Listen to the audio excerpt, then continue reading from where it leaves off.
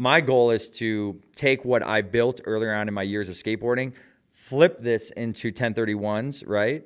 Into bigger complexes, right?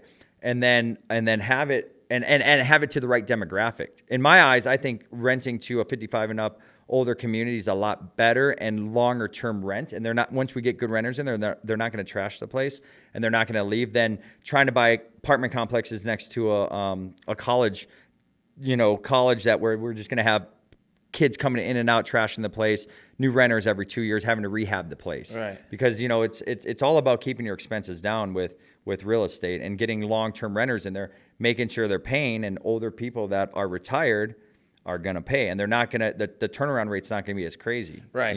And my grandma, like I went and visited my grandma back home and she's like, they raise the rent on me almost every single year. I mean, that's just life, the rent's going to go up, and as inflation goes up, what's going to happen is basically you're going to make more money. And a lot of people kind of bark, oh, we're waiting for the interest rates to go down.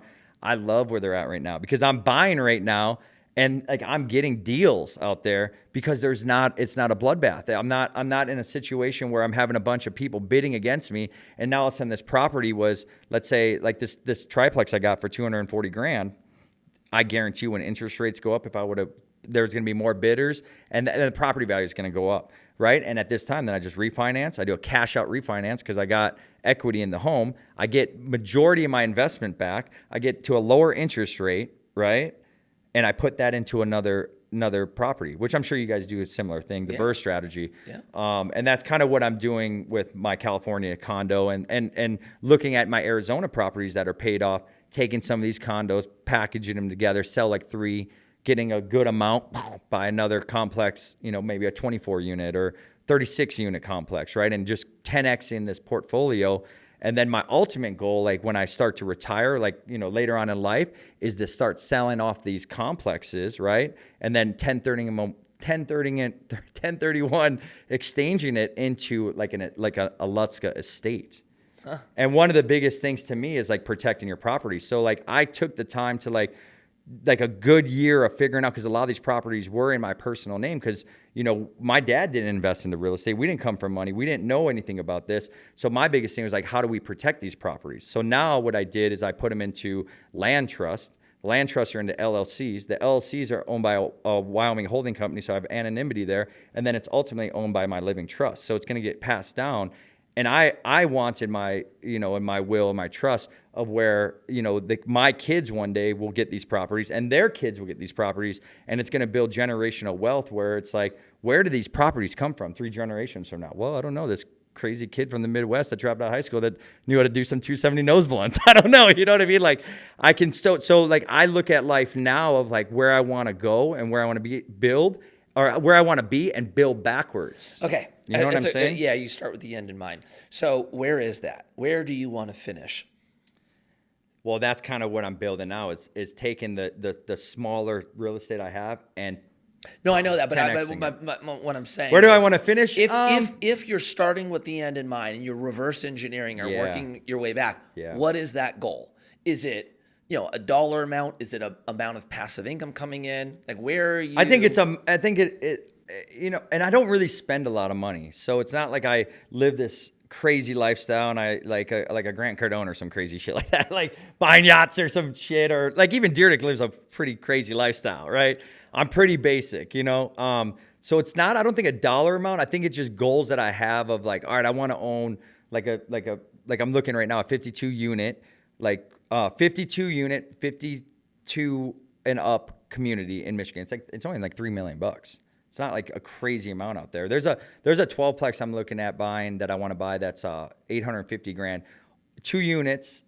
Each unit has 2 bedrooms, fully redone. So there's deals out there you can get, especially in the Midwest. I feel like where I'm investing, not a lot of people know about that spot, because I feel like where people live, they always feel like they got to invest where they live, and not necessarily you have to do that. Yeah, I agree. I totally agree. Yeah. I mean, I grew up in the Midwest, so for me, it's not scary to invest there because I grew up there. But I think people that grew up out here and they're like, well, I'm going to invest in Ohio. Like, what the hell? You know what I mean? Or it's just kind of like a foreign place. But I mean, you get it because you guys buy storage there and you guys buy out of state and you buy in California. Yeah, we do both. But I'm saying majority of people probably are a little scared of, You know, the one thing I do got to say about Michigan is their well, it's everywhere. Property tax is high. A lot of people say, okay, yeah, I'm going to move to Texas because I'm going to have no state income tax. But then all of a sudden they buy a property there and the property tax is through the roof.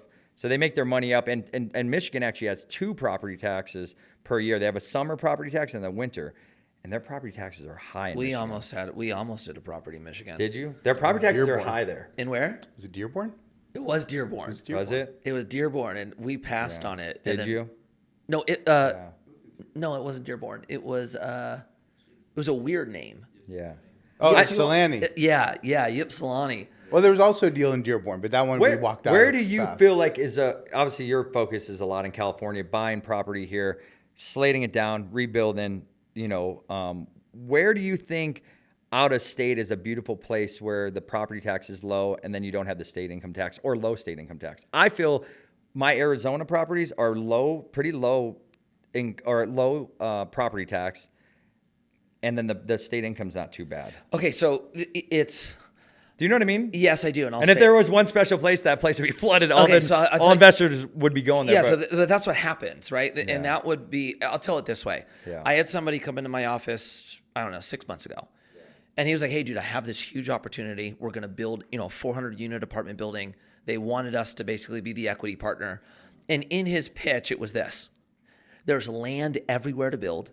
It's easy to build. We get through our entitlements and permits within a year, right? Tax friendly. He started basically saying exactly what you just said. Correct. This is the golden area to invest. And where was this? It was in Arizona. Oh, in Arizona. Yeah. In Arizona. Okay, yeah. Right? Yeah. And I looked at him. I'm like, dog, I know you're selling that as something good. I am terrified by everything you just said. Yeah. I don't want anything to do with it.